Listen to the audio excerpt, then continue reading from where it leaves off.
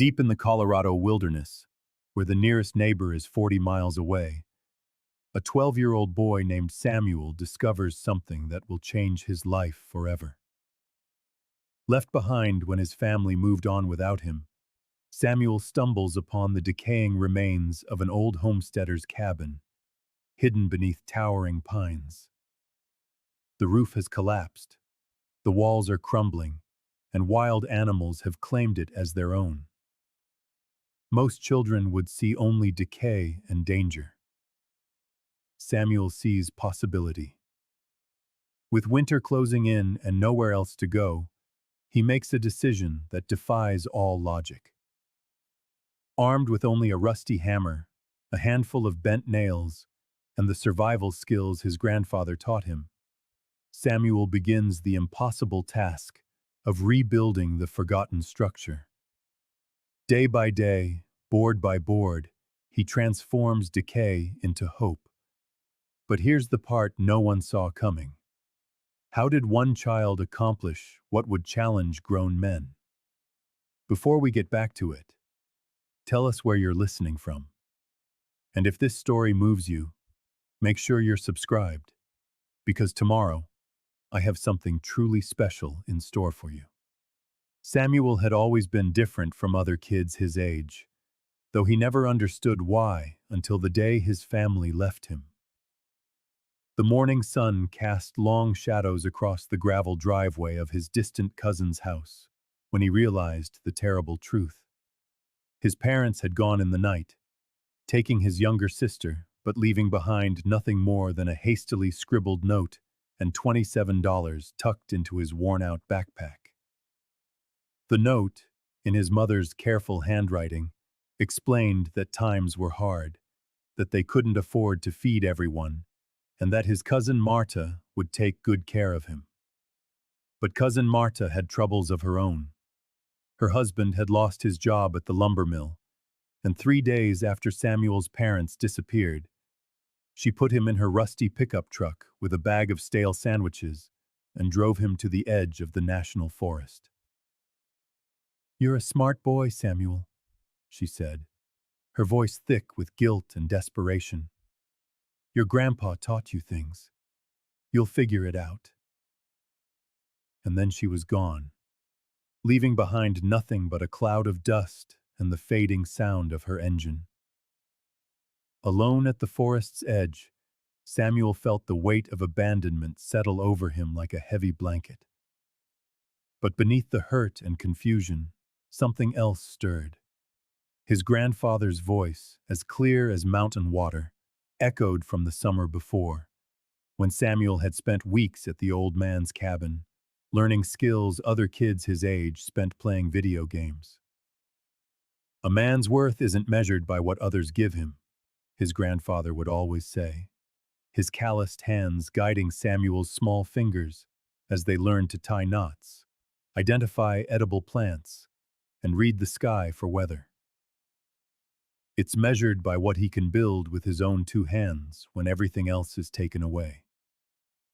Samuel reached into his pack and pulled out his grandfather's brass compass, the one treasure his parents hadn't deemed valuable enough to take.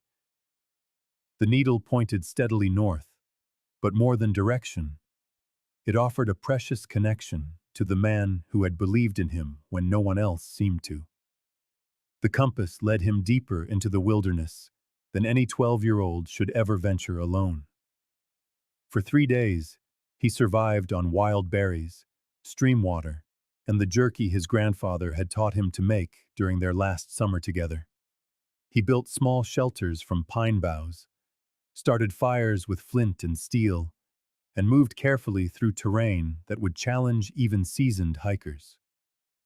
On the 4th day, following a game trail that wound between enormous Douglas firs, Samuel found the cabin, or what was left of it.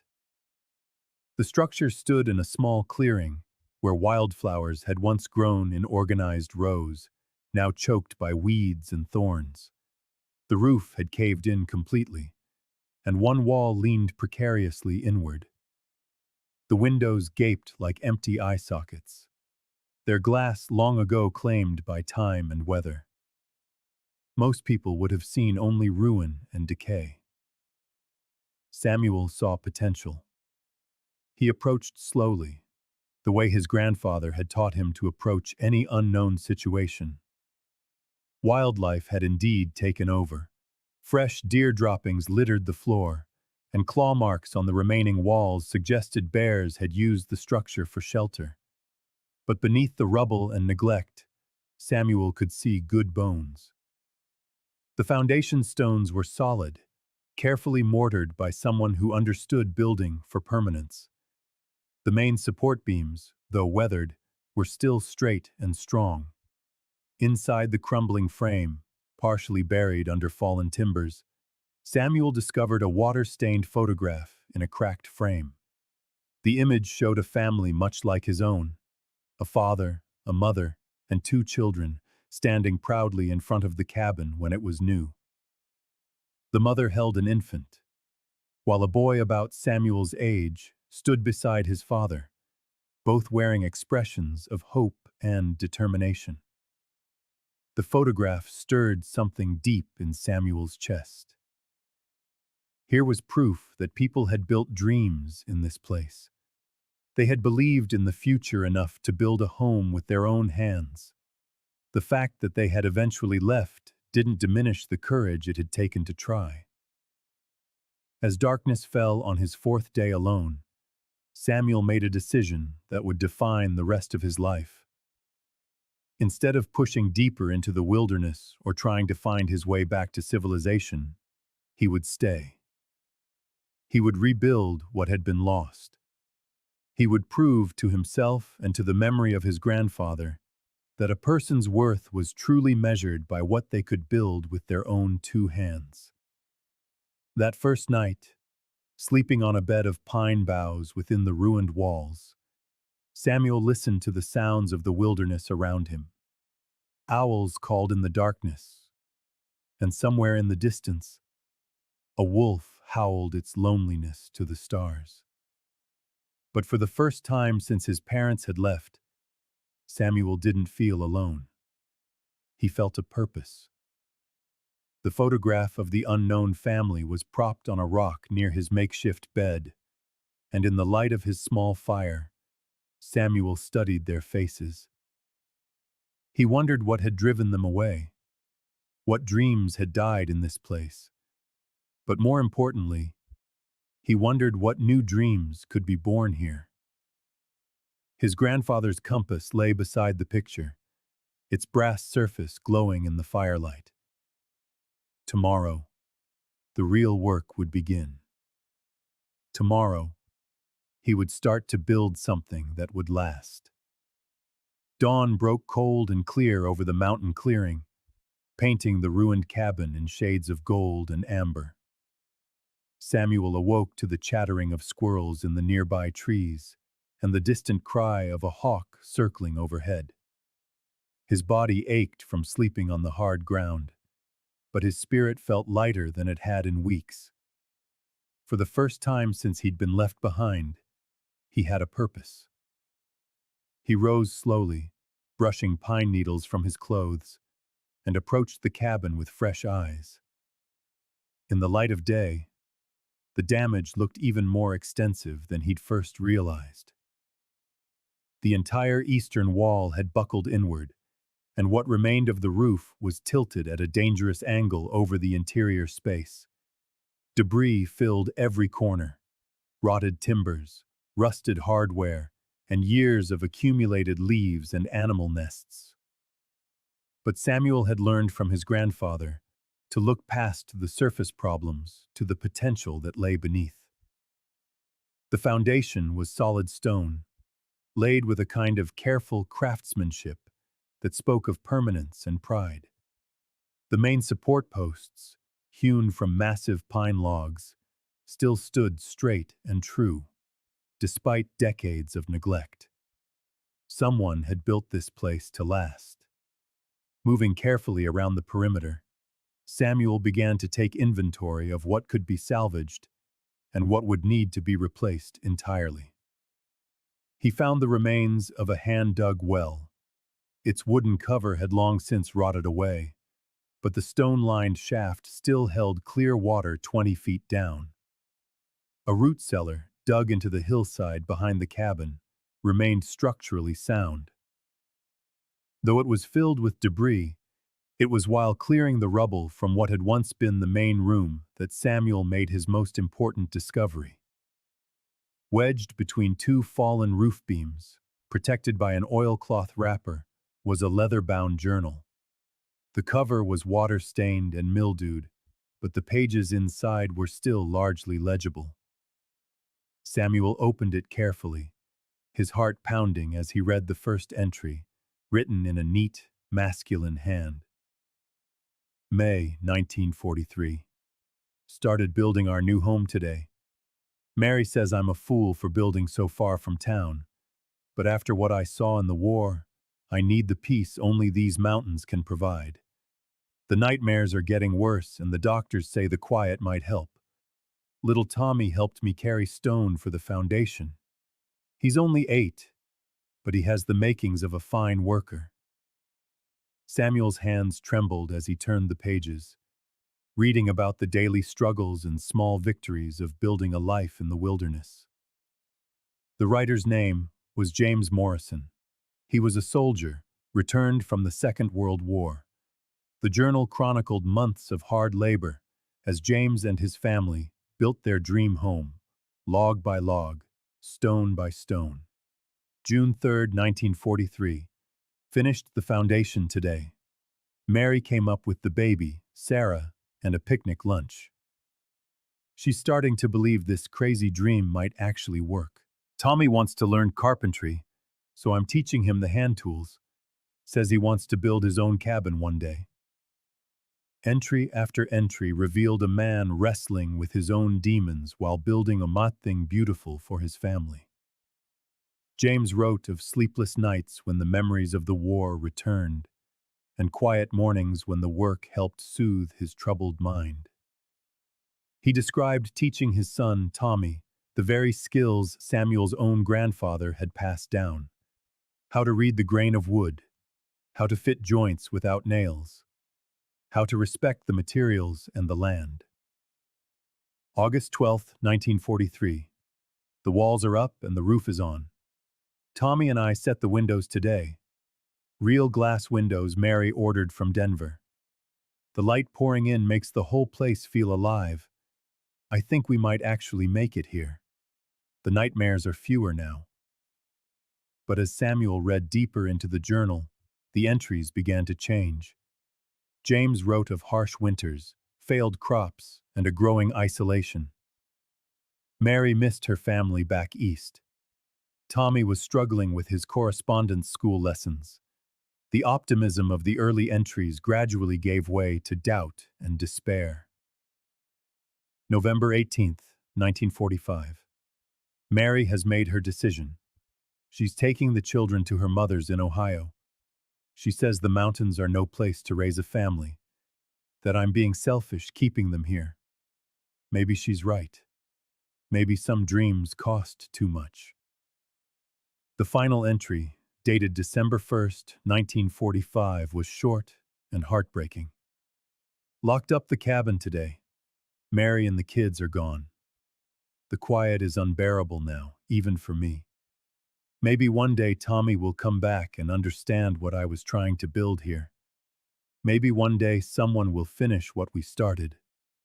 Samuel closed the journal and sat in silence for a long time, feeling the weight of James Morrison's broken dream. But where others might see only failure, Samuel saw something else. He saw a man who had almost made it, who had built something beautiful and strong before circumstances forced him to walk away. Looking around the ruined cabin with a new understanding, Samuel could picture it as it had once been. Windows gleaming in the mountain sun, smoke curling from the chimney, a family working together to build a life in the wild. James Morrison had proven it was possible. The foundation of his success was still standing, just waiting for someone with enough determination to bring it back to life. Samuel picked up a piece of fallen timber and began to drag it away from the main structure. The real work was about to begin. The sound of splintering wood echoed through the mountain clearing as Samuel began to pry apart the collapsed roof beams. Each piece had to be examined carefully. Some were too rotted to save, their centers eaten away by decades of moisture and insects. Others, protected by the oil and tar James Morrison had used to seal them, were still solid enough to be reused. Samuel worked methodically, the way his grandfather had taught him to approach any large task. Break it down into smaller pieces, tackle one section at a time, and never rush the assessment phase. Measure twice, cut once, the old man had always said. Samuel found comfort in the familiar rhythm of careful evaluation, followed by decisive action. By midday, he had cleared enough debris to expose the cabin's original floor plan. The main room was larger than he'd first realized, about 16 feet square, with a massive stone fireplace dominating the western wall. A smaller room to the north had served as a bedroom, while a lean-to on the south side housed the kitchen area. As he worked, Samuel realized he was not alone in the clearing. A red squirrel had taken up residence in a nearby pine, chattering down at his activities with what sounded like approval. A family of chipmunks watched from the safety of the woodpile, their dark eyes gleaming with curiosity. Even a young buck ventured to the edge of the clearing, observing this strange human child who moved with such determination among the ruins. The presence of the forest creatures brought back memories of his grandfather's cabin, where similar animals had served as his companions during the long summer days. Wildlife knows a builder's heart, his grandfather had explained. They can sense when someone comes to create, not to destroy. It was while dragging a particularly heavy beam away from the main structure that Samuel made a discovery that changed everything. The timber snagged on his backpack, which had somehow worked its way deeper into the rubble during the night. As he tugged the pack free, he heard the distinct clatter of metal tools. With trembling fingers, Samuel opened a compartment he'd forgotten even existed. Inside, wrapped in his grandfather's old flannel shirt, was a small metal toolbox. Samuel held his breath as he lifted it out. He remembered this box from the last summer they had spent together, though he'd never seen inside. The latch opened with a satisfying click, revealing an assortment of hand tools that made Samuel's heart pound with the possibilities. There was a small handsaw with a sharp, well-kept blade, a set of graduated chisels, a polished wooden carpenter's square, a collection of metal drill bits and awls, and most precious of all, a leather tool roll containing his grandfather's finest woodworking instruments. Tiny planes, carving knives, and delicate gouges that could turn wood into works of art. Tucked into the lid of the toolbox, Samuel found a folded piece of paper with his name written in his grandfather's familiar script. His hands shook as he opened it.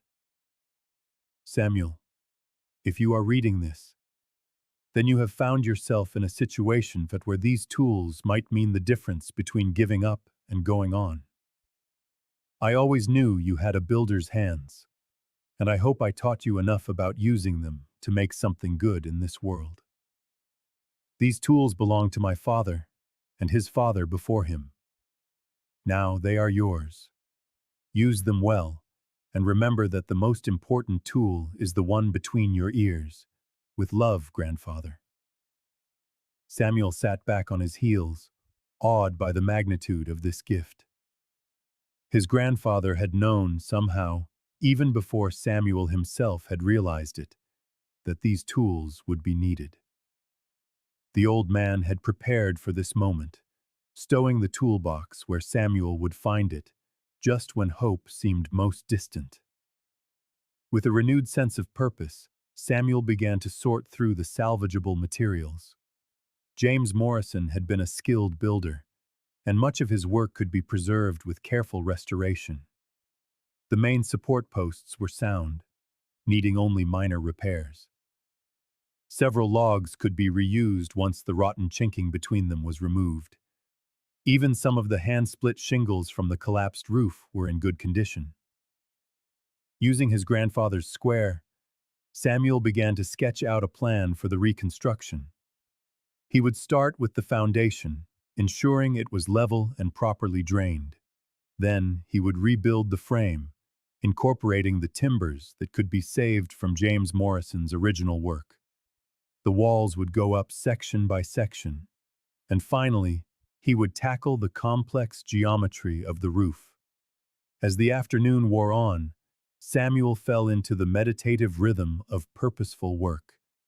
Each board he examined, each measurement he took, each small repair he completed, brought him closer to his goal. The forest animals accepted his presence, and the red squirrel even ventured down from its tree to investigate the toolbox. By dusk, Samuel had accomplished more than he'd thought possible. The cabin site was completely cleared. The foundation stones were cleaned and assessed, and he had sorted the salvageable materials into organized piles. Most importantly, he had a plan, and he had the tools to see it through. As night fell, Samuel built a small fire in what was left of the old hearth. The chimney drew well, sending smoke up through the broken masonry toward the stars. He made a simple meal of wild greens and the last of his stored food.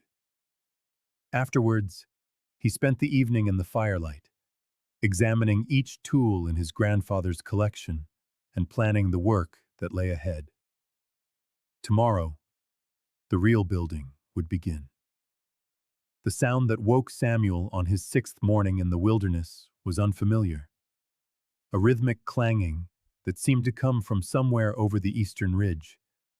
He lay still in his bed of pine boughs, listening intently, the way his grandfather had taught him to do whenever he encountered something new in the forest. There it was again. Metal striking metal in a pattern too regular to be natural. After a small breakfast of pine needle tea and wild berries, Samuel followed the sound up a steep game trail that wound between massive granite boulders. The climb was treacherous, but weeks in the wild had strengthened his legs and sharpened his balance. At the top of the ridge, he discovered something that made his heart leap with possibility. Below him, cutting through a narrow valley, were the rusted remnants of an old railway line.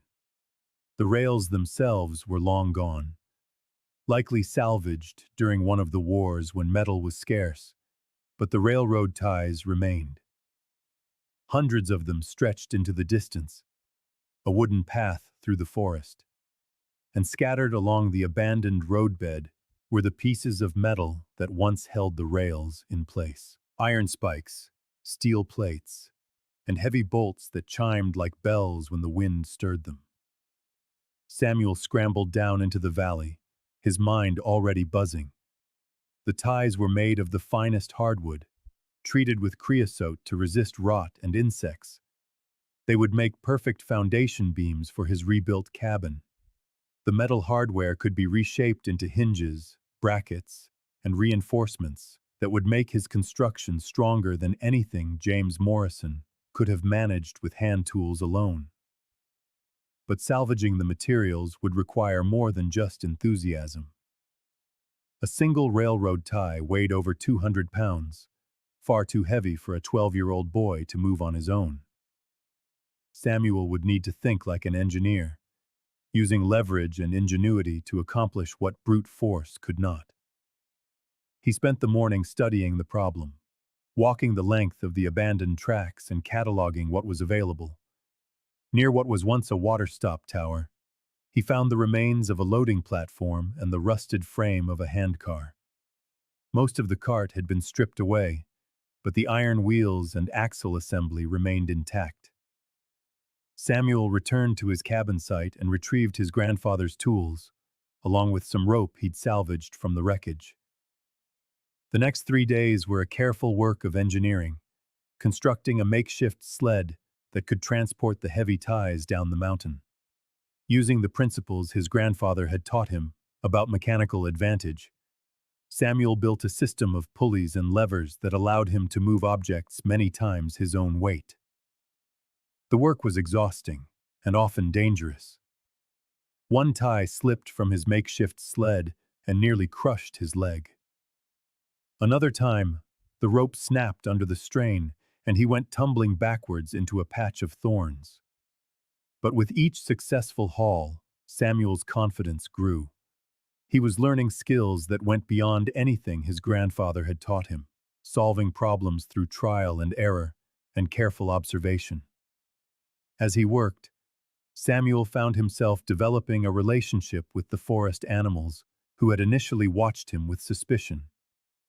The red squirrel, whom he had started calling Chester, would often ride along on the sled of ties, chattering encouragement during the difficult passages.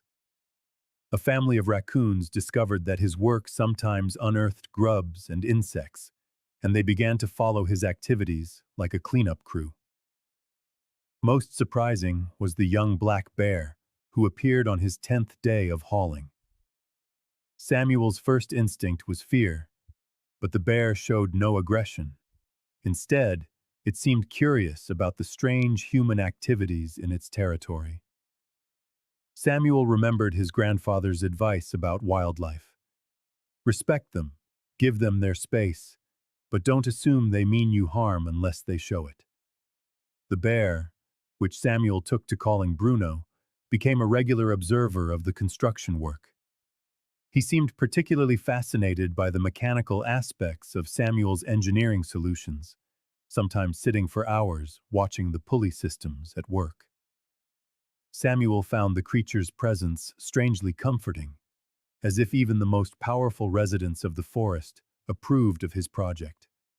By the end of 2 weeks, Samuel had hauled enough railroad ties to rebuild the cabin's entire foundation system. More importantly, he had learned advanced problem-solving skills that would serve him throughout the build. He had discovered that every challenge had a solution, if he was willing to think creatively and work patiently. On the evening of his 14th day, Samuel sat by the fire, examining a huge iron railroad spike he had salvaged that afternoon. The spike was over 6 inches long, forged from high-grade steel. In his grandfather's hands, such a piece of metal could become a dozen different tools: awls, chisels, wedges, or pry bars. Samuel held the spike in the firelight, feeling its weight and balance. The next day, he would begin the delicate work of forging his own tools from the salvaged railway hardware. The rebuilding of the cabin was becoming more than just a construction project. It was becoming a lesson in self-reliance that would serve him for the rest of his life. Chester the squirrel chittered from his perch in the nearby pine, and somewhere in the darkness, Bruno the bear moved through the undergrowth. Samuel was no longer alone in the wilderness. He had built a community of unlikely companions, both human and animal, who shared his vision of creating something permanent and beautiful in this remote place. The accident happened on a Tuesday morning, when the autumn air carried the first real hint of the coming winter. Samuel was working on the cabin's north wall, wrestling a particularly stubborn log into place, when the makeshift scaffolding he'd built from salvaged lumber gave way beneath him. He fell 8 feet, landing hard on a pile of railroad ties with his left arm twisted beneath his body. The pain was immediate and all-consuming. For several long minutes, Samuel lay motionless, fighting back waves of nausea as he tried to assess the damage. The arm throbbed with a deep, searing ache that suggested something more serious than a simple bruise. When he finally managed to sit up, he saw his wrist was already swollen and beginning to discolor. For the first time since his mountain odyssey began, the full weight of his isolation crashed down upon him. There was no one to call for help, no hospital within 50 miles, no adult to make decisions about his care. He was 12 years old, alone in the wilderness, and badly hurt. But panic would not help him now. Samuel forced himself to breathe slowly and think through the situation, just as his grandfather would have done. The old man had been a medic in Vietnam and had taught Samuel basic first aid during their summers together. More importantly, he had taught him that clear thinking was the most valuable tool in any emergency. Samuel carefully examined the injured arm, wiggling his fingers and testing his range of motion. The pain was sharp, but he could move everything. No bone was obviously broken, though he suspected a severe sprain in his wrist. Using strips torn from his flannel shirt, he fashioned a crude sling to immobilize the joint. The greatest challenge now would be continuing his work with only one functional hand. Winter was approaching fast, and Samuel could already see snow dusting the highest peaks. The cabin needed to be weatherproofed within a few weeks, or he would not survive until spring. That evening, as Samuel sat by the hearth nursing his injury, he made a discovery that would forever change his relationship with the wild. While searching through the debris around the old cabin site, he found a small glass medicine bottle with a handwritten label that read, "Willow bark extract for pain and fever." The bottle was empty, but it reminded Samuel of the lessons his grandfather had taught him about natural remedies. Willows grew in abundance along the creek that ran through his clearing, and Samuel remembered that their inner bark contained compounds similar to modern aspirin. Working carefully with his one good hand, he harvested bark from young willow branches and prepared it the way his grandfather had shown him, shaving the inner bark into thin slivers, then steeping them in hot water to make a bitter but effective tea.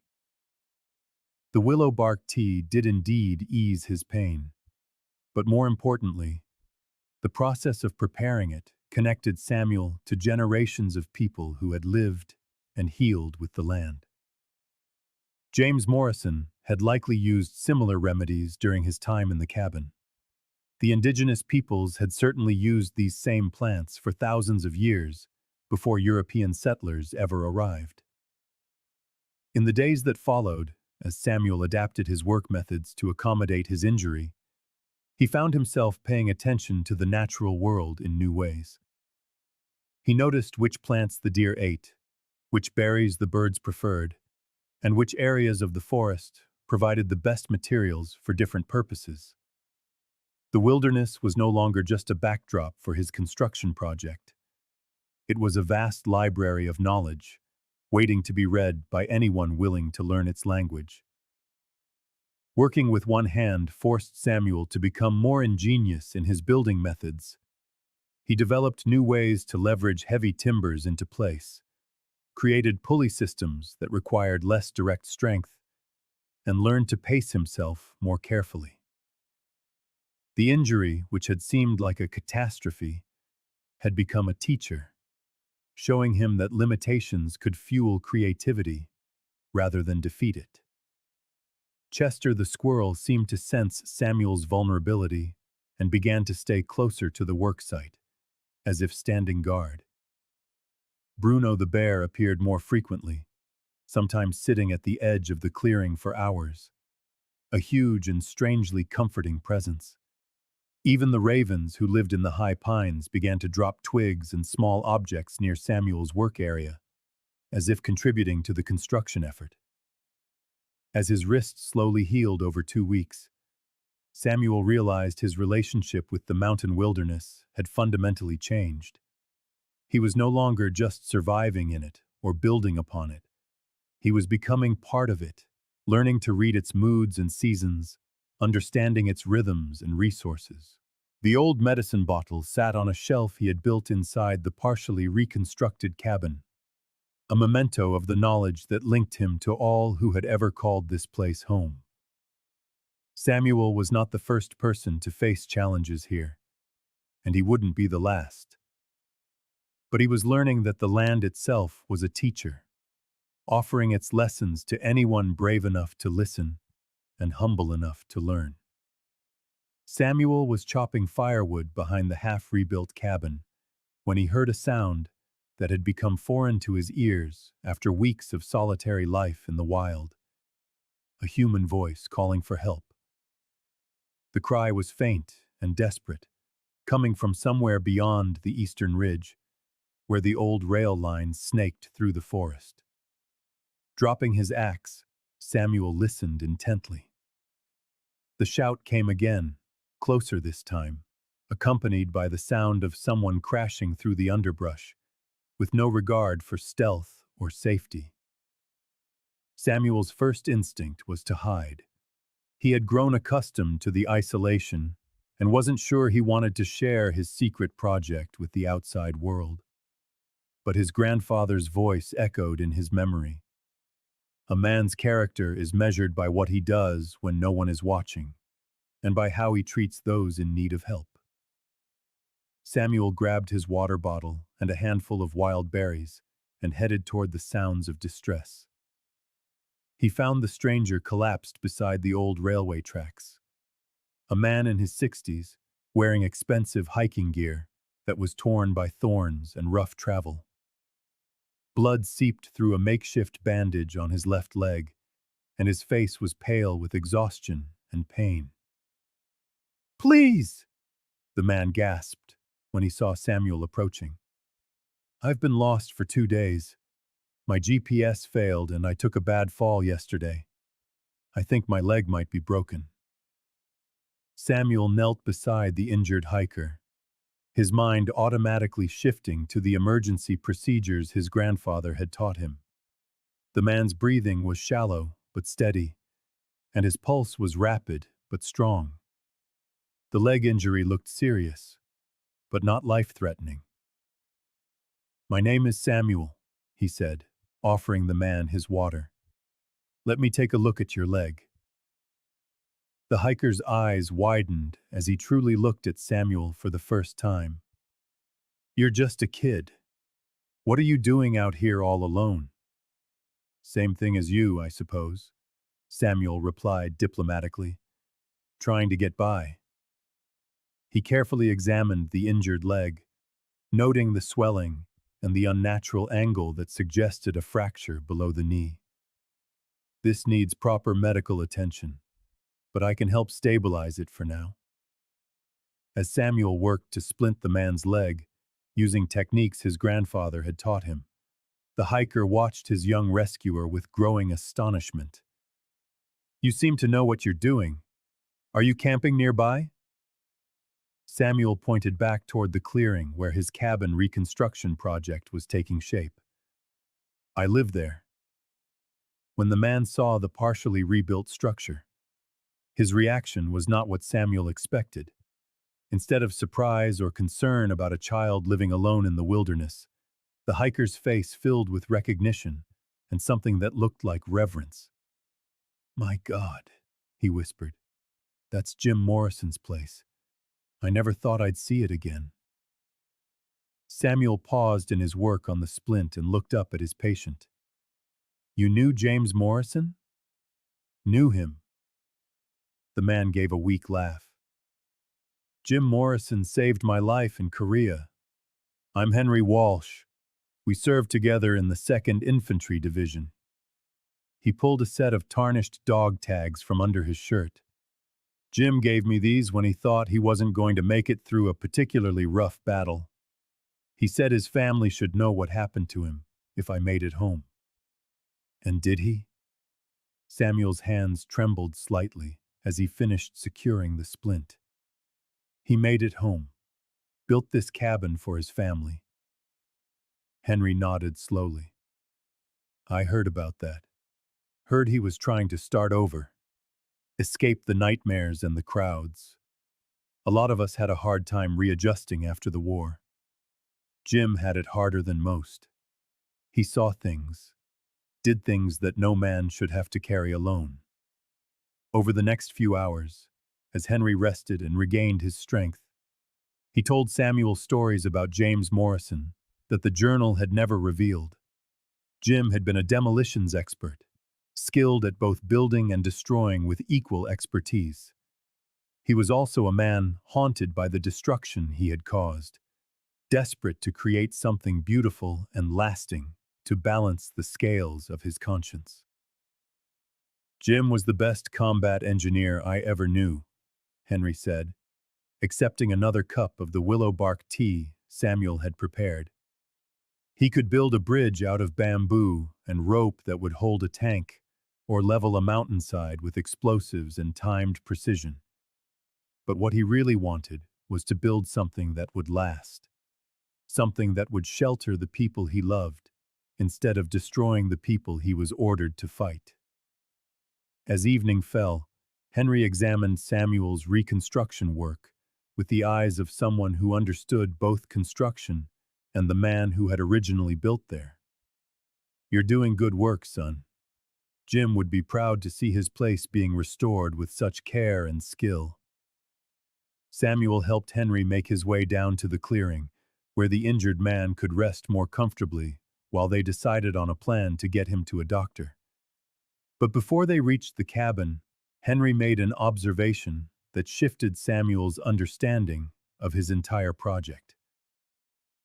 "You know," Henry said, studying the precisely notched logs and carefully crafted joints, "this isn't just rebuilding, this is honoring something.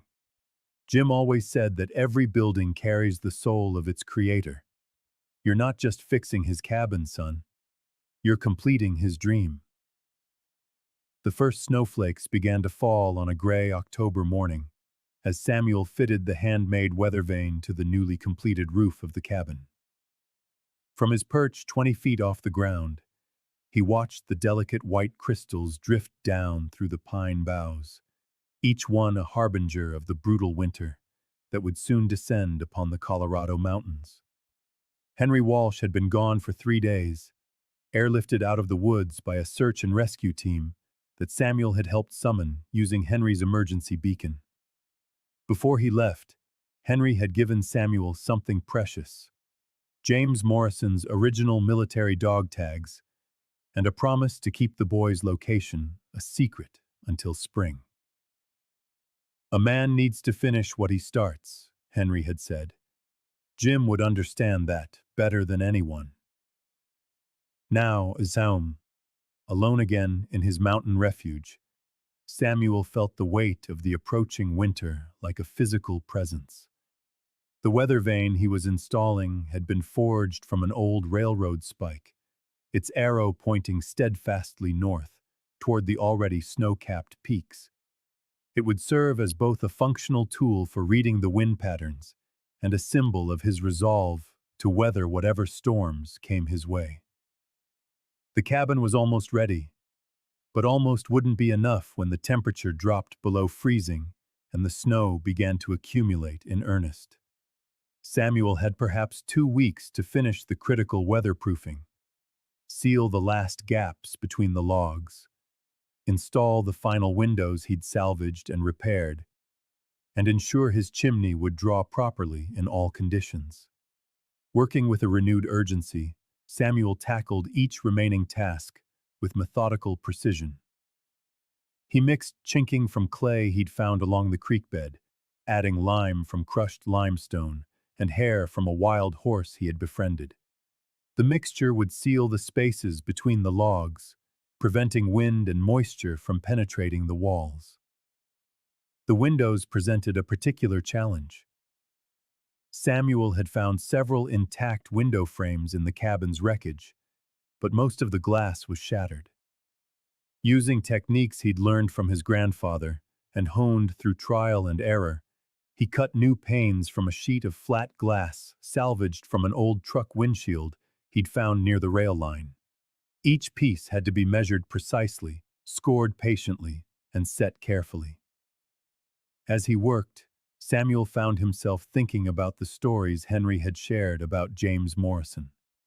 The original builder had been a man pursued by demons, who sought peace through the act of creation. Samuel understood that motivation now. Each board he fit, each stone he set, each joint he sealed, was not just construction work. It was an act of faith in the future, a declaration that permanence was possible, even in a world that seemed bent on tearing everything down.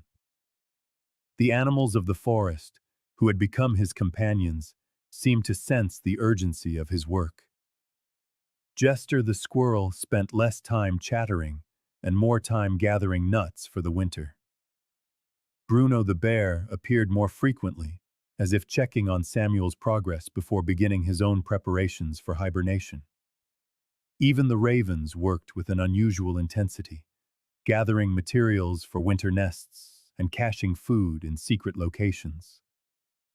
Samuel's daily routine became a race against time and weather. He rose before dawn and worked until dusk, breaking only for quick meals and the brief periods of rest his body demanded. His hands, already calloused from weeks of manual labor, developed new ridges and scars. His shoulders and back ached constantly from lifting and fitting heavy timbers, but his spirit soared with each completed task. The root cellar behind the cabin became his focus for food storage. Samuel had spent weeks gathering wild nuts, drying berries, and smoking fish caught in the mountain stream. He had also learned to preserve small game, using techniques his grandfather had taught him, combined with methods he found described in James Morrison's journal. The cellar would keep his supplies frozen through the winter months, ensuring he wouldn't starve before the spring thaw. Firewood presented another major challenge.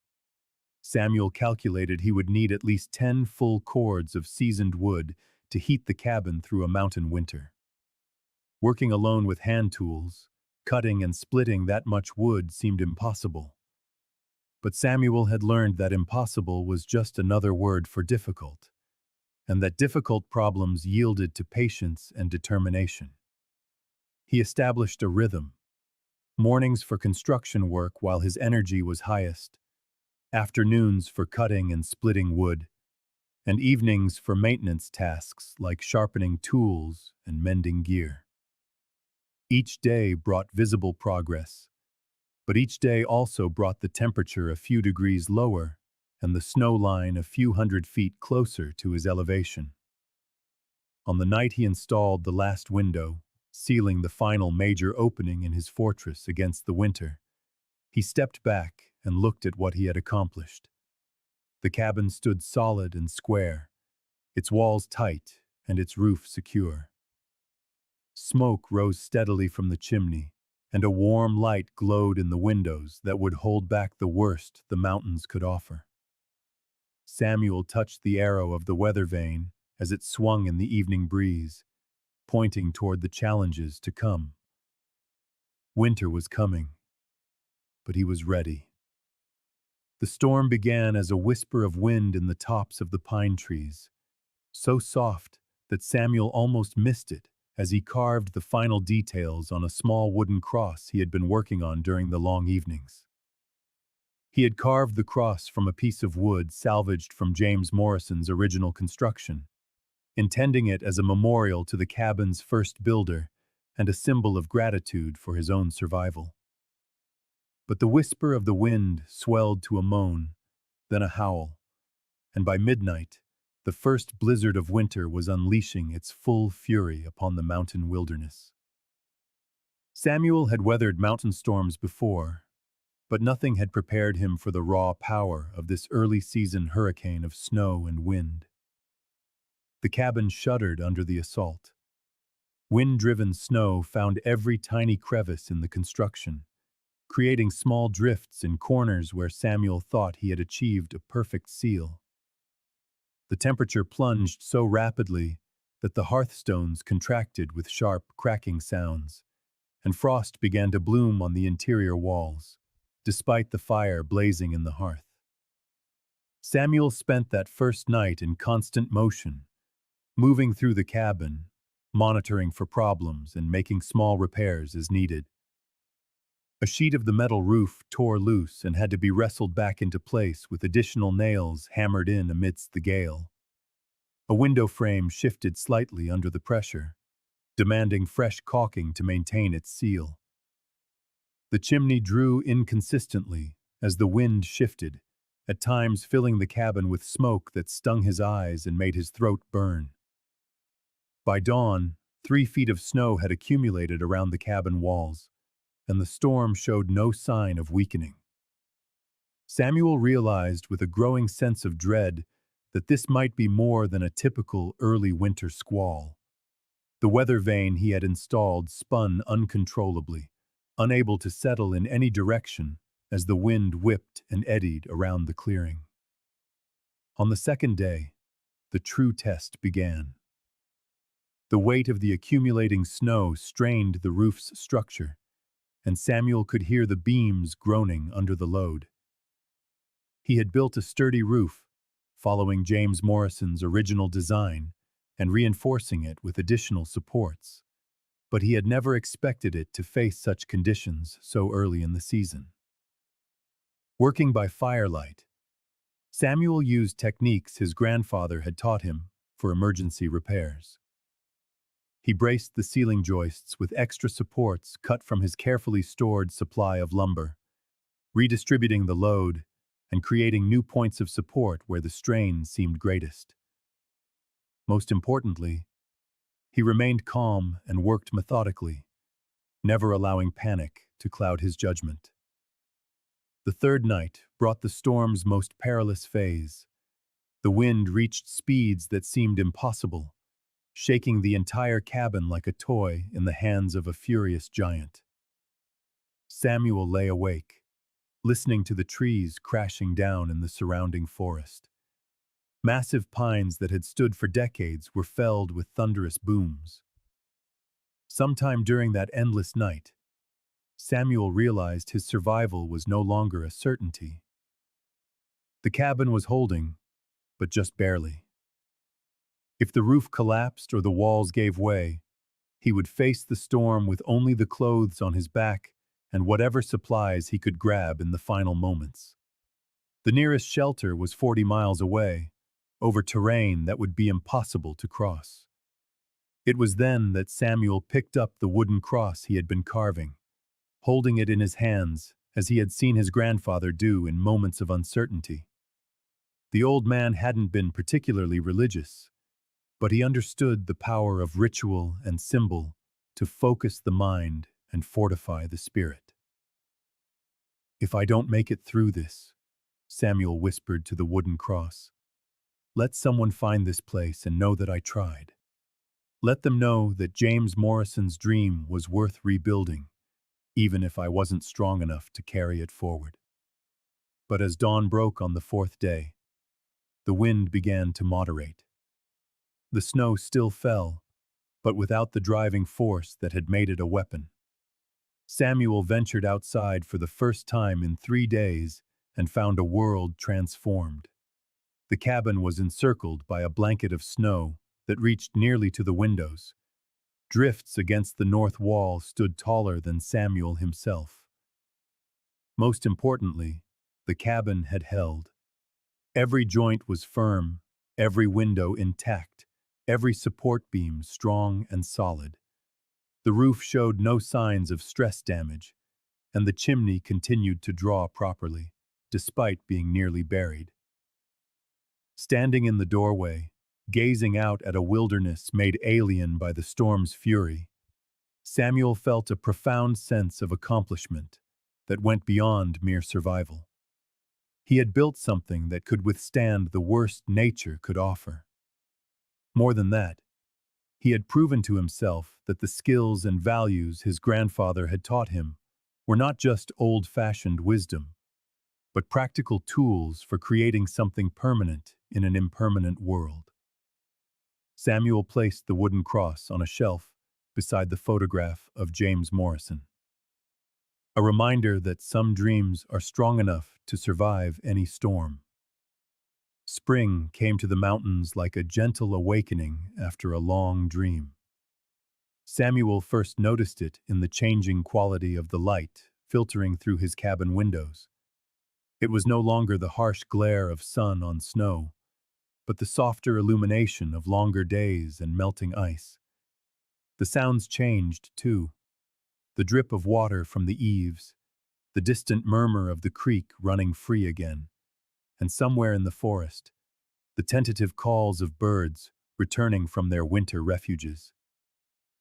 Samuel had survived. More than survived, he had thrived. The long winter months had been a time of quiet reflection and productivity. He spent the short days carving furniture from salvaged wood, fashioning tools and utensils, and reading James Morrison's journal so many times he felt he knew the man like family. The long nights were filled with plans for the coming year's improvements and dreams of the garden he would plant once the ground thawed. The cabin had proven its worth through months of brutal weather. Not once did the roof leak or the walls shift. The fireplace drew perfectly through the worst of the gales, and the carefully sealed windows kept out the wind and cold while letting in the precious light. Samuel had created something worthy of pride, something that honored both his grandfather's teachings and James Morrison's original vision. One warm morning in early April, when the snow had retreated to patches in the deepest shadows, Samuel heard voices approaching through the woods. He recognized them as human long before they reached his clearing, but after months of solitude, the sound seemed as foreign as birdsong in a different language. 3 hikers emerged from the trees, a middle-aged couple and their teenage son, all dressed in expensive outdoor gear and carrying light day packs. They stopped at the edge of the clearing and stared in astonishment at what they found. The cabin looked like something from a fairy tale, perfectly proportioned and beautifully crafted. Smoke rose from the chimney in a straight column into the still air. The window boxes Samuel had built and installed held the first green shoots of wildflowers he had transplanted from the forest floor. A neatly organized woodpile was stacked against the south wall, and a garden plot had been tilled and planted with seeds Samuel had collected and saved. "My God," the woman whispered. "Look at the craftsmanship. Those joints are perfect. And is that a hand-split shingle roof?" Samuel appeared in the doorway, dressed in clothes he had patched and mended over the winter, but carrying himself with the quiet confidence of one who had proven his capabilities beyond all doubt. He stood taller than he had 6 months before, his shoulders broader, and his hands bore the permanent marks of skilled manual labor. "Good morning," he said politely, the way his grandfather had taught him to greet visitors. "Welcome to my home." The family exchanged looks of confusion and awe. "Your home?" the father asked. "Son, how old are you?" 13, last month, Samuel told him. "I built this place myself, though I had some help from someone who came before me." As the morning wore on, Samuel told his story to the fascinated hikers. He showed them the cabin, explaining how he had salvaged materials, solved engineering problems, and survived the winter alone. He shared the history of James Morrison and the legacy that had inspired his work. Most importantly, he demonstrated that he was not some lost child in need of rescue, but a capable young man who had found his place in the world. The teenage son was particularly impressed with Samuel's workshop, where hand-forged tools hung in neat rows and unfinished projects showed ongoing creativity and skill. "How did you learn to do all this?" the boy asked. "My grandfather taught me the basics," Samuel replied. "The rest I figured out as I went. When you have no choice but to solve a problem, you find you're more capable than you ever imagined." Before the family left, they helped Samuel plant wildflower seeds around the cabin's perimeter. The woman had brought a packet of mixed seeds for her own garden, but insisted that Samuel's home deserved flowers.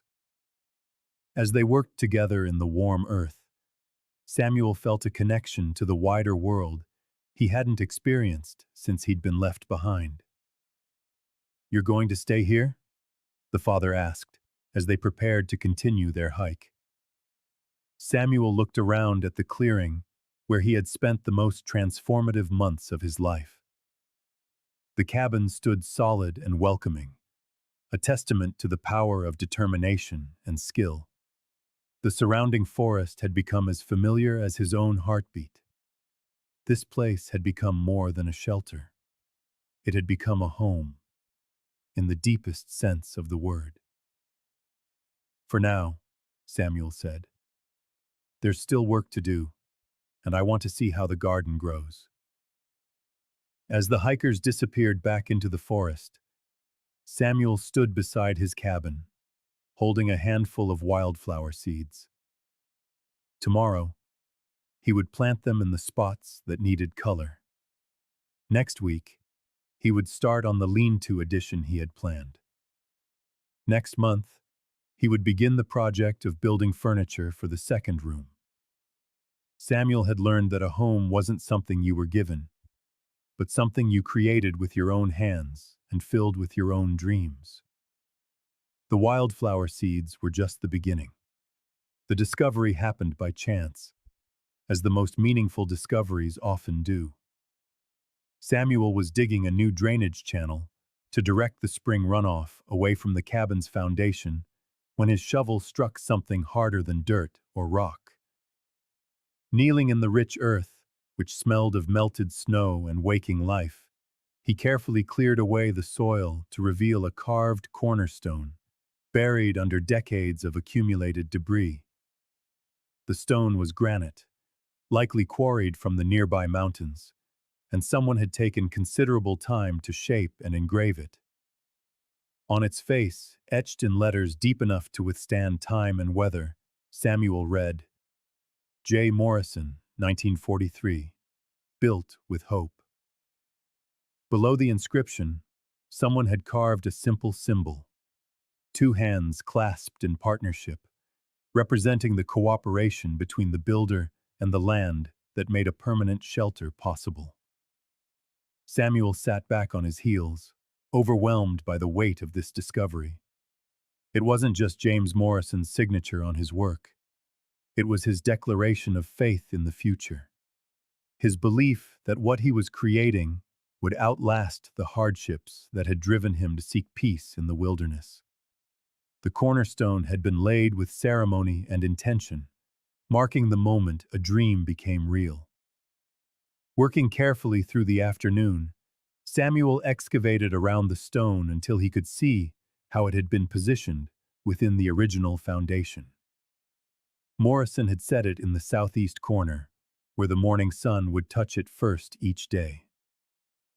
The stone had been set on a bed of smaller river rocks, creating a foundation that was both functional and symbolic. As Samuel cleaned the carved letters with a soft brush, he noticed something else: faint marks, scratched into the stone's surface that were not part of the original inscription. Looking closer, he realized they were tally marks. Dozens of them, arranged in groups of 5. Someone had been counting something, marking off days or weeks or months directly onto the cornerstone. That night, by the light of his oil lamp, Samuel counted the marks carefully. There were exactly 120, the same number of days he had spent rebuilding the cabin. James Morrison had marked each day of his own building project on this very stone, creating a record of persistence and determination that Samuel now shared. The realization filled Samuel with a profound sense of connection that transcended time and circumstance. He and James Morrison had faced similar challenges, felt similar doubts, and found similar strength in the daily act of building something permanent. The cornerstone was not just a marker of Morrison's achievement. It was a bridge between the past and the present, linking two builders across the decades. Samuel spent the next few days researching what he could about cornerstones and their significance in building traditions. Drawing upon books he found in the cabin's wreckage and the wisdom his grandfather had shared, Samuel discovered that cornerstone ceremonies had been practiced for thousands of years. Ancient builders believed the cornerstone held the building's soul, and its proper placement ensured the structure would withstand all challenges. Understanding this tradition, Samuel realized he had a choice. He could restore Morrison's cornerstone to its original position, honoring the past and preserving the connection to the cabin's first builder.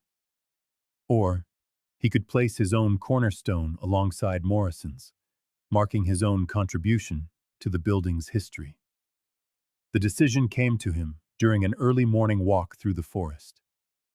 He noticed how new trees often grew beside the stumps of their predecessors, creating continuity while adding new life to the forest community. The cabin, he realized, could honor both its original builder and its restorer without diminishing the contribution of either. Samuel spent a week preparing his own cornerstone. Carved from granite, he quarried himself using techniques Morrison had described in his journal. The work was slow and meticulous, demanding both precision and patience. Into his stone, Samuel carved S. Walker 2024, built with gratitude. Beneath the inscription, he added his own symbol, a compass rose, its points reaching in all directions, representing the guidance he had received from the wisdom of the past and his commitment to sharing that wisdom with future generations. The ceremony, to lay the two cornerstones, took place on a clear morning, the mountain air fragrant with the scent of pine and wildflowers. Samuel set Morrison's stone in its original place, then settled his own beside it at the southwest corner. Together, the stones created a foundation that honored both past and present, linking the dreams of two builders across the generations. As Samuel stepped back to observe his work, he understood that he had become more than just the cabin's restorer. He was now its historian, its protector, and its bridge through time. The act of creating something purely for beauty and joy felt like a luxury almost too precious to allow. When Samuel finally carved the last hole and smoothed the final surface of the wood, he held an instrument that was unmistakably his own creation. The wood glowed with a patina born from hours of careful handling, and its proportions reflected his own hands and breath rather than any standardized measurement. The first notes Samuel coaxed from his handmade flute were hesitant and whispered, more a sigh than music. But as he learned to control his breath and finger placement, true melodies began to emerge. Simple folk songs his grandfather used to hum while they worked. Traditional tunes his mother had sung during the brief, happy moments of his childhood. And new melodies that seemed to flow from the mountains themselves. The music transformed Samuel's relationship with solitude. Where silence had once felt complete and sufficient, he now understood it as a canvas awaiting the human voice, awaiting melody and rhythm. The flute became his companion during the long winter nights, filling the cabin with sounds that connected him to the wider human experience of creating beauty from simple materials. Playing the flute also connected Samuel to the emotional landscape he had largely ignored while focusing on physical survival. The music had a way of accessing feelings that practical work kept buried: loneliness, awe, gratitude, and a profound appreciation for the strange journey that had brought him to this place of independence and peace. On clear nights, Samuel would take his flute outside and play simple melodies under the star-strewn mountain sky. The notes seemed to travel for miles in the thin air, forging a connection with the vast wilderness that surrounded his small clearing. He imagined that somewhere in the forest, the spirit of James Morrison was listening and approving of this addition to the cabin's legacy. The wooden flute represented something Samuel was only just beginning to understand. That survival was not enough, nor was mere comfort. Human beings needed beauty, creativity, and the expression of joy to make a life complete. The flute was his declaration that he was not just surviving in the wilderness, but truly living there. Samuel's first hoe was a masterpiece of practical engineering, forged from a railroad spike during the long winter nights when outdoor work was impossible. He heated the iron in the hearth until it glowed red hot, then hammered it into shape against a granite anvil he had set near the fireplace. The blade was narrow but sharp, designed for the precise work of cultivating the rocky mountain soil around his cabin. Spring arrived late in the highlands, but when it came, it brought an explosion of growth that transformed the mountain landscape almost overnight. The snow receded into shaded hollows, revealing rich, dark earth layered with decades of decomposed organic matter. Samuel had spent the winter studying seed catalogs and farming guides he'd found among James Morrison's belongings, preparing for this moment when he could finally test his theories of mountain agriculture. The plot Samuel chose for his garden lay on the south-facing slope behind his cabin, where it would receive the maximum amount of sunlight during the short growing season. The soil was better than he had hoped. A deep forest loam mixed with granite sand provided excellent drainage, but it was also choked with roots, stones, and the accumulated debris of years without cultivation. As he broke the soil with his handmade hoe, Samuel discovered that gardening was unlike any work he had ever done. Construction projects had clear start and end points, with progress measured by the visible completion of specific tasks. Gardening operated on natural rhythms that could not be hurried or controlled, demanding patience and faith in processes that unfolded over months, rather than days. The physical labor of preparing the garden plot was more challenging than Samuel had anticipated. Every square foot of soil had to be turned, sifted, and cleared of obstacles. Rocks ranged from pebbles to boulders, each requiring different strategies for removal.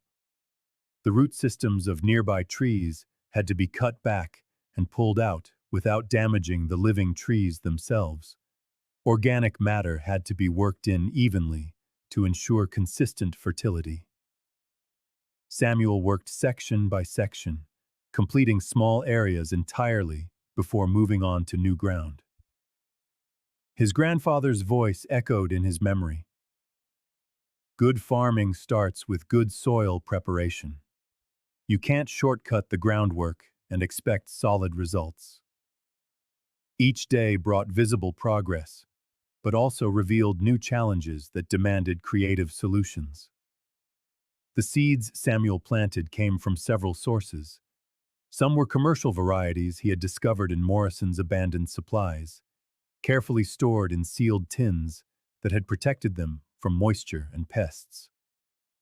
Others were seeds he had gathered himself during his autumn foraging expeditions, wild berries, edible roots, and native plants adapted to the mountain conditions. Planting day arrived with the certainty of an astronomical calculation. Samuel had learned to read the natural signs that mountain farmers had relied on for generations: soil temperature, day length, the behavior of migratory birds. When the conditions aligned, he spent a full day placing seeds into carefully measured rows, each variety positioned according to its specific needs for space, light, and water. The wait that followed planting was unlike anything Samuel had ever known. After months of immediate feedback from construction work, where every hammer blow produced a visible result, gardening required faith in unseen processes. Seeds germinated in darkness, roots stretched into invisible depths of soil, and growth occurred too slowly to be observed day by day. Samuel developed new routines centered on the garden's care, morning inspections to check for damage from pests or disease, afternoon watering sessions when natural rainfall was insufficient, and evening planning sessions where he recorded observations and planned improvements. The garden became a teacher, instructing him in patience, observation, and the subtle art of working with natural forces rather than against them. The first green shoots appeared 3 weeks after planting, emerging from the dark soil like small flags of victory. Samuel felt a joy unlike anything he had experienced during his wilderness venture. These plants represented hope made visible, the transformation of faith and labor into living abundance. As the growing season progressed, Samuel learned to read his garden like a complex text, written in the language of leaf color, growth patterns, and soil conditions. Healthy plants displayed a characteristic vigor and resilience. Stressed plants showed signs of distress that could be interpreted and addressed before serious problems developed. The garden hoe became Samuel's most precious tool, an extension of his hands that allowed him to cultivate, weed, and harvest with precision and efficiency. Each morning, he spent time sharpening the blade and oiling the handle, maintaining the implement that connected him to the ancient tradition of growing food from soil and seed. By midsummer, Samuel's garden was producing more food than he could consume fresh. He learned preservation techniques from Morrison's journal and his own experimentation: drying, smoking, and root cellaring. The garden had become more than a source of sustenance. It was a complete system that connected him to the seasonal rhythms that governed all life in the mountains. Standing among his thriving plants, his well-used hoe in hand, Samuel realized he had learned something profound about time, patience, and the rewards that come to those who work in partnership with natural cycles. The ruler Samuel carved from a straight-grained piece of ash was exactly 45 centimeters long, marked with careful notches every half centimeter along its length. He had initially made it for woodworking, needing precise measurements for the furniture he was building to complete his cabin's interior. But as he worked with the tool day after day, it became something more significant, a physical reminder of how much he had grown in ways that could not be measured by any conventional ruler. The project began when Samuel realized his construction work was suffering from imprecision. The furniture he was crafting from reclaimed lumber required joints that fit together seamlessly, consistent measurements across multiple pieces, and perfectly square angles. Working by eye and intuition had served him well for rough construction, but fine woodworking demanded a precision that only proper measuring tools could provide. Samuel carved the ruler during evening sessions over the course of a week, working by the light of an oil lamp with his grandfather's best carving tools. The ash wood had come from a tree felled during the previous winter's storms, seasoned by months of mountain weather, into a hard, stable piece of timber. Each mark had to be placed with precision, using mathematical principles Samuel had learned in school, but had never expected to apply in the wilderness. The process of creating accurate measurements from raw wood taught Samuel about the fundamental relationship between precision and quality. Each notch required a careful measurement from the previous mark, and small errors compounded quickly if he wasn't vigilant. When the ruler was finished, Samuel understood why craftsmen throughout history valued their measuring tools as much as their cutting tools. But the physical ruler was only part of what Samuel was learning to measure during his time in the mountains. As he used the tool for his woodworking and small repairs, he began to think about the other kinds of growth that had occurred during his year in the wilderness, changes that were real and significant, but that could not be quantified with notches on a piece of wood. When Samuel first arrived at the ruined cabin, he could barely lift a sleeper log on his own. Now, he could move heavy timbers with leverage and technique, understanding how to work with the materials rather than against them.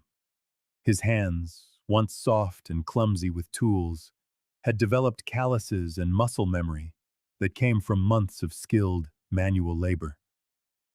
Most importantly, Samuel's capacity for problem-solving had expanded in ways that astonished him when he paused to consider the progression. Early in his stay, a collapsed wall had seemed like an insurmountable disaster. Now, he approached complex challenges with a quiet confidence, breaking large problems down into manageable components and working through solutions methodically. Samuel began to use his ruler to mark significant milestones on a growth chart he carved into the cabin's main support post. But instead of measuring his physical height, he marked achievements that represented his developing capabilities. The day he finished the roof, the first fire he managed to light during a storm, the moment he realized he was no longer afraid of being alone in the wilderness. Each mark on the post represented a moment when Samuel had discovered a new strength or capacity within himself. The spacing between the marks showed how his rate of growth had accelerated as the challenges mounted and his confidence developed. What had once felt impossible at the dawn of his journey now seemed a natural extension of skills he had always possessed, yet never known how to access. The process of measurement also taught Samuel the profound difference between external validation and internal growth. In his former life, growth was measured by grades, test scores, and the approval of adults, who assessed his progress according to standardized metrics. In the wilderness, Samuel learned to measure himself against his own past capabilities and the real-world demands of survival and construction. As he used his ruler to plan new projects, Samuel realized that precision in measurement reflected precision in thought. The careful attention required to mark accurate measurements trained his mind to approach all problems with the same methodical care. Planning a cabinet required the same systematic thinking as planning a roof. When repairing his tools or organizing his winter food supplies, Samuel's growth chart on the cabin wall became a source of inspiration during difficult moments. When faced with a new challenge that seemed beyond his abilities, he could look at the progression of marks and remember that all his previous achievements had once seemed impossible. The ruler had become a tool for measuring not only wood and metal, but also courage and resolve. On quiet evenings, Samuel would hold his handmade ruler and reflect on the strange journey that had brought him to this place of competence and self-reliance. The precisely carved notches represented more than increments of measurement. They were symbols of the careful attention and patient labor that had transformed raw potential into practical capability. The ruler rested alongside Samuel's other precious tools, a reminder that true measure came not from comparison with others, but from tracking one's own progress toward meaningful goals. In the mountains, Samuel had learned to measure what truly mattered: the growth of character, skill, and the quiet confidence that came from knowing he could build whatever life he chose to create.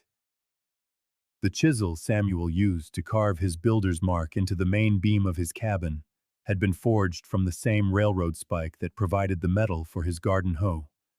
He had shaped it specifically for this purpose, creating a tool that was both functional and ceremonial, designed to leave a permanent record of his contribution to the cabin's continuing history. The decision to add his mark to the structure had not been an easy one. For weeks, Samuel wrestled with questions of propriety and legacy. The cabin was fundamentally a creation of James Morrison, built from Morrison's vision and sweat. Samuel had restored and improved it, but did that give him the right to claim permanent recognition alongside the original builder? The answer came one quiet spring evening as he was reading Morrison's journal. In an entry dated September 1943, Morrison had written, "A building is never truly finished. It simply passes from one caretaker to the next.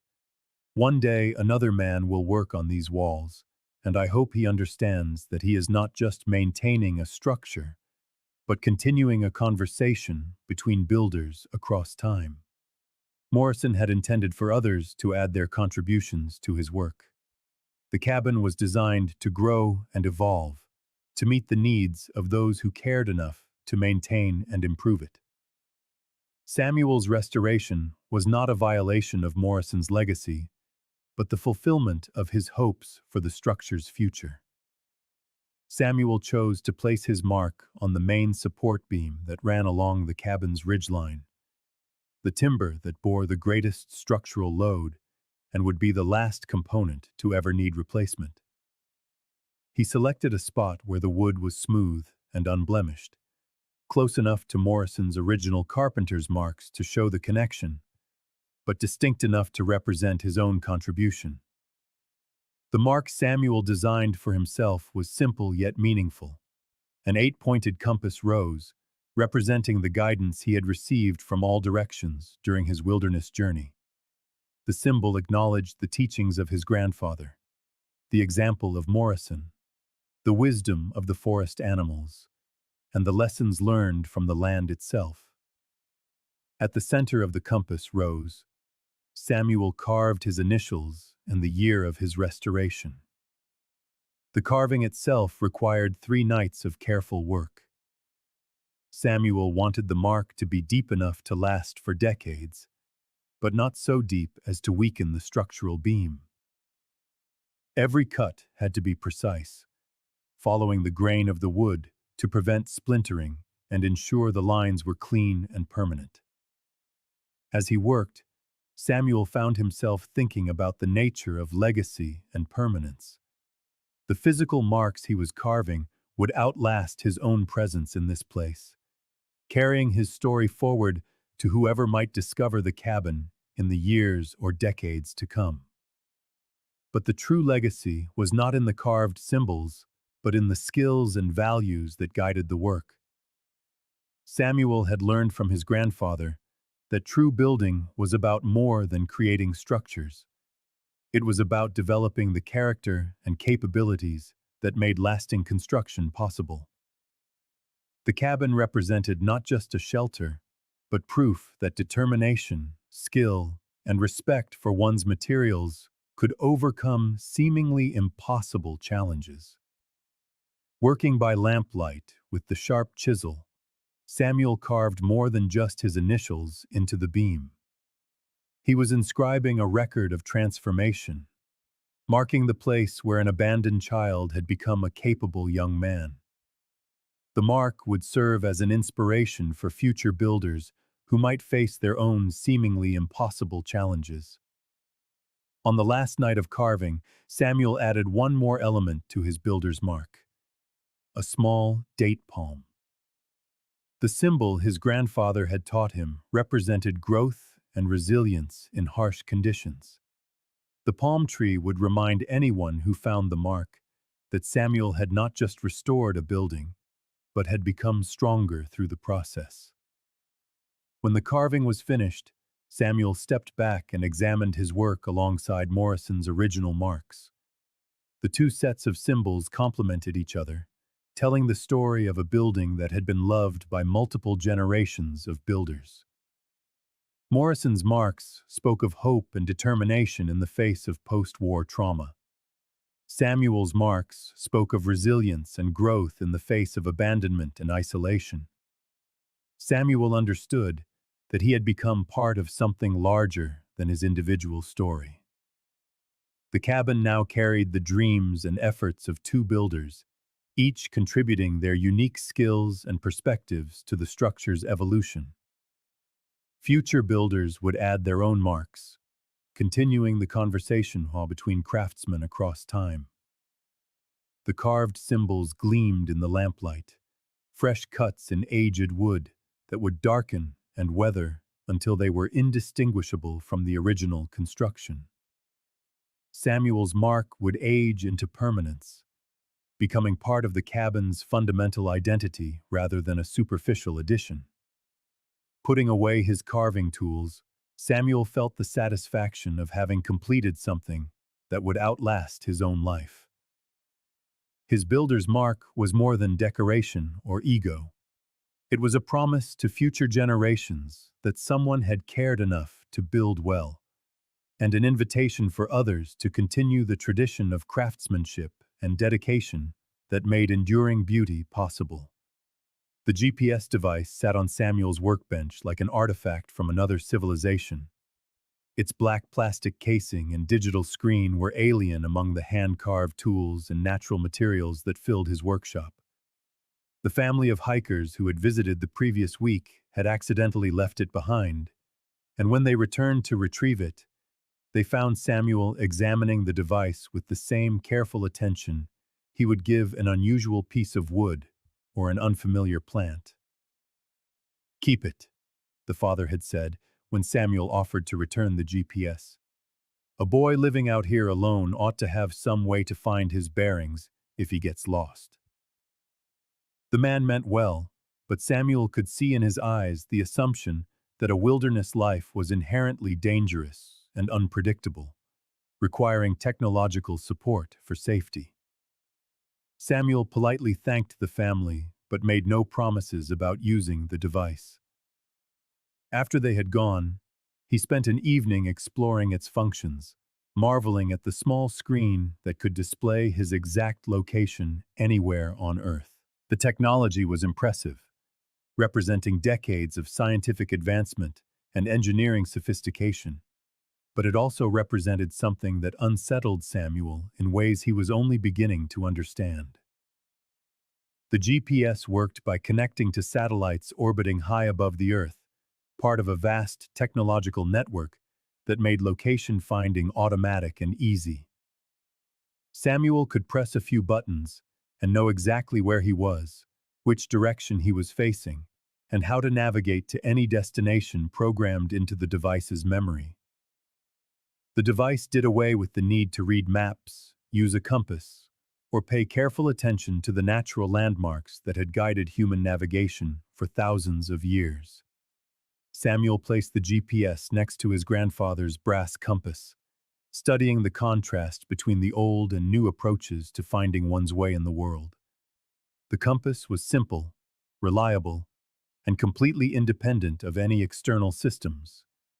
It pointed north because of fundamental magnetic forces that had been at work since the Earth's formation.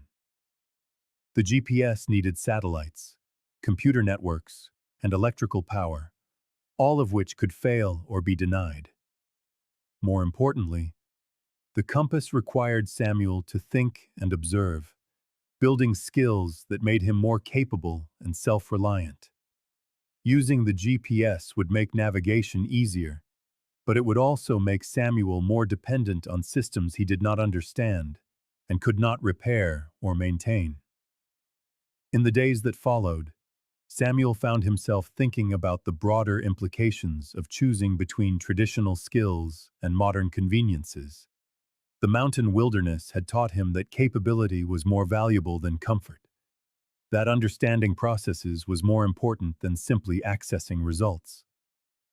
The GPS could tell him where he was, but it could not teach him to read the signs of the forest that revealed weather patterns, animal behavior, or seasonal shifts. Samuel had learned to navigate using methods that connected him directly to his environment. He read the position of the sun and stars. He observed the flow of water and the growth patterns of trees, and he noticed how wind directions changed with altitude and time of day. These skills made him more aware of his surroundings, more attuned to the subtle signals that revealed the moods and rhythms of the forest. The choice between the GPS and the compass represented a larger question Samuel had been wrestling with throughout his year in the wilderness. What did it mean to live authentically in a world increasingly dominated by technology that promised to make life easier, but could also make people less capable? Samuel had discovered that hardship and challenge were not obstacles to be avoided, but opportunities for growth and learning.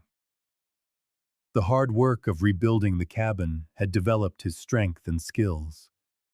The isolation had taught him to trust his own resources and judgment. The seasonal challenges had connected him to the natural rhythms that modern life often ignored or suppressed. Using the GPS would not necessarily make Samuel's life better, just different.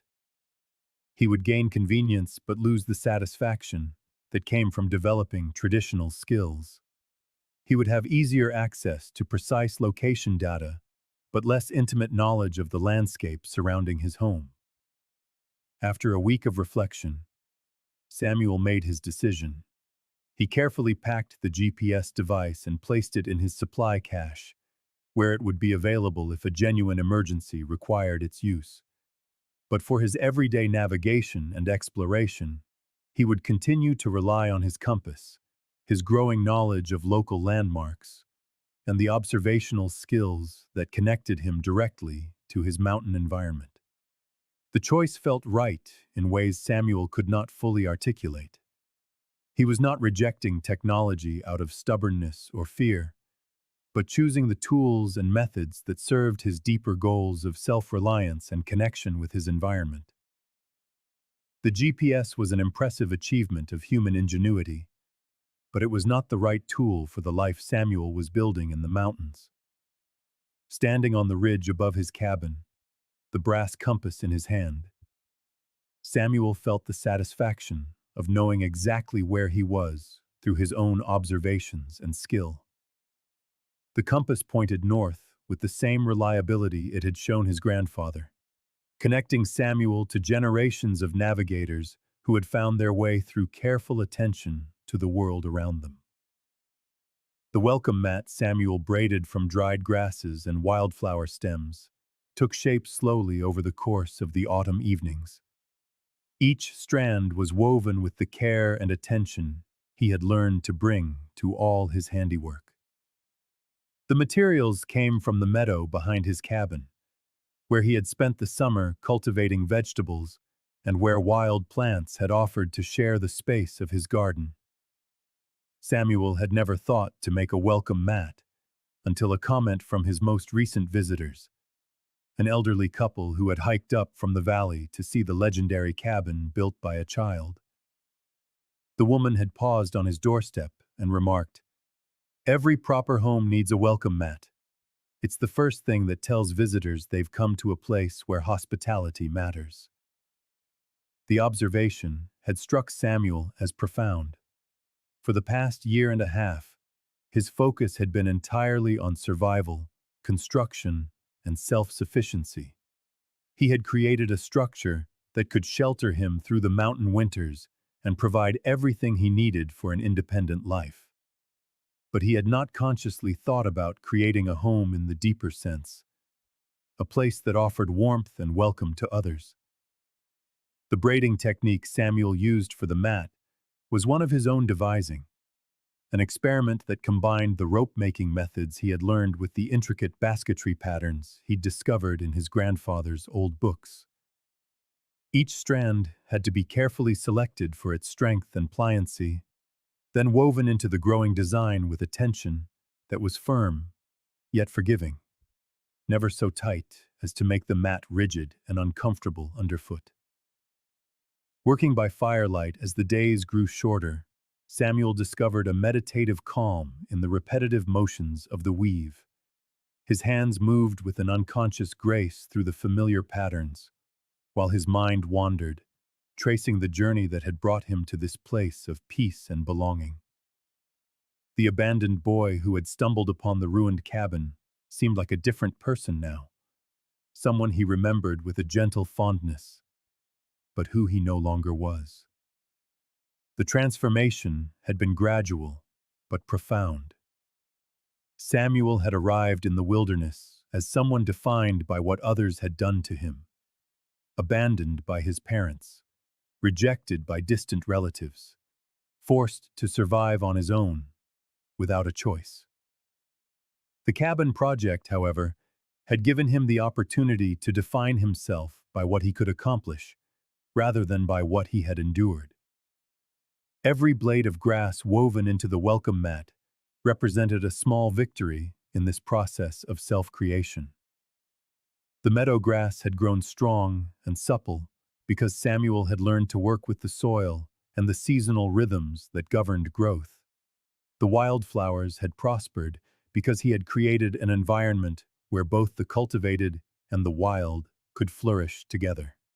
And the mat itself was beautiful, a testament to the patience and skill he had developed to create beauty from the simplest of materials. As the mat neared completion, Samuel realized he was no longer building just for himself. The cabin had become a destination for hikers and outdoor enthusiasts who had heard of his achievement and wanted to see what determination and skill could raise from ruin.